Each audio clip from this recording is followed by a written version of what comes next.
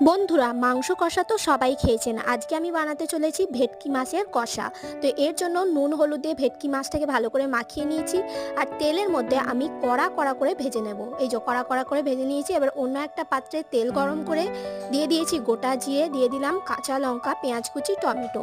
হালকা লাল করে দিয়ে দিলাম আদা রসুন বাটা, হলুদ গুঁড়ো, নুন, দিয়ে দেবো জিরে গুঁড়ো, দিয়ে দেবো ধনে গুঁড়ো, এরপর দেবো কাশ্মীরি রেড চিলি পাউডার আর সামান্য ঝাল লঙ্কা গুঁড়ো দিয়েছি। এবার জল দিয়ে ভালো করে মশলাগুলোকে কষিয়ে নেবো। কষিয়ে নেওয়ার পরে মাছগুলোকে আমি একে একে দিয়ে দিচ্ছি ঝোলের মধ্যে। এই দেখুন, এরপর লাস্টে দিয়ে দেবো গরম মশলা গুঁড়ো। ধনেপাতা থাকলে অবশ্যই ধনেপাতা দেবেন। আজকেই আমার হঠাৎ করে দেখছি ধনেপাতা নেই, যাই হোক তবু মাছটা আমার কিন্তু দেখে মনে হচ্ছে খুবই সুন্দর হয়েছে।